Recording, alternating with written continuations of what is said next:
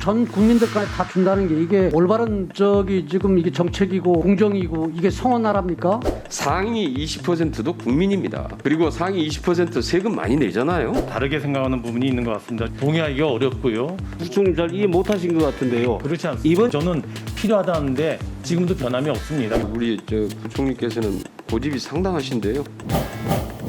이런 사람들 전 국민들까지 다 준다는 게 이게 지금 올바른 지금 이게 정책이고 이게 공정이고 이게 성원 나라입니까? 코로나가 1년 반 지속되면서 또 피해를 꼭 소상공인들만 받은 게 아니기 때문에 정부로서는 여러 가지 내용들을 종합적으로 고민을 해서 국민들께 80%까지 국민 지원금을 드리고 특히 여기에 병행해서 소상공인분들에 대해서는 가능한 한 두텁고 넓게 피해 보상을 드리고자 정부의 이와 같은 지원 틀이 좀 국회에서 잘 존중이 됐으면 하는 말씀을 드립니다.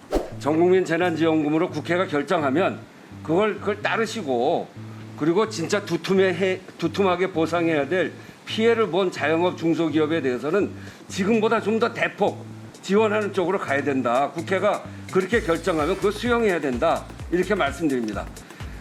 길을 내는 건 정치가 내는 거예요. 정부는 낸 길을 따라가는 겁니다. 정부가 이렇게 반대해서 국회가 결정하지 못할 정도가 되면 안 되죠.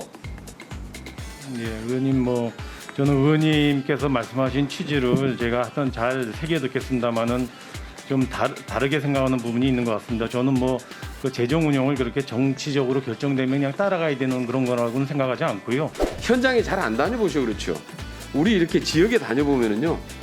여기에 대한 불만들을 엄청나게 얘기합니다. 상위 20%도 국민입니다. 그리고 상위 20% 세금 많이 내잖아요. 국가가 이렇게 어려울 때는 지원을 하고 국가가 든든하게 뒷받침하고 있습니다. 그렇게 해야 세금을 내는 사람 입장에서도 좀 납세가 좀 흔쾌하고 그럴 거 아니겠습니까?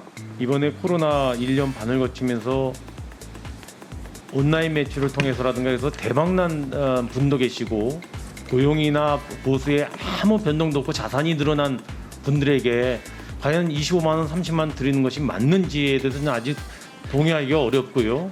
이게 다 전 국민에게 주는 나라를 제가 다 찾아봤는데요. 사실상 없습니다. 한국만 줍니다. 저는 이런 것도 의원님들께서도 좀 이해를 좀 이렇게 주십사 하는 말씀을 드리고요. 이번에 지금 그 4단계에 의하면은 이게 어떻게 보면 정부가 손실보상을 안 해주려고 하는가 하는 의심이 들 정도로 지금 그런 조치예요, 이게. 대해서는 법 취지대로 저희가 최대한 보상 진행이 이루어질 거로. 법 취지대로 지금 됩니다. 제가 말씀하신 걸 부총님 잘 이해 못하신 것 같은데요. 그렇지 않습니다. 이번 네, 전 국민 지급을 했다면 신용카드 캐시백 1.1조 원의 예산은 필요하지 않았을 것 같은데 어떻게 생각하십니까? 고민해서 가져왔고 저는 필요하다는데 지금도 변함이 없습니다. 그래서 의원님 이걸 깎고 이런 제안보다는 저는 전체적으로 큰 틀에서 이 캐시백이 어떤 의미를 갖는지 좀 이해를 해주십사는 말씀을 좀 드립니다. 그런데 아직도 보니까 우리 부총리께서는 고집이 상당하신데요.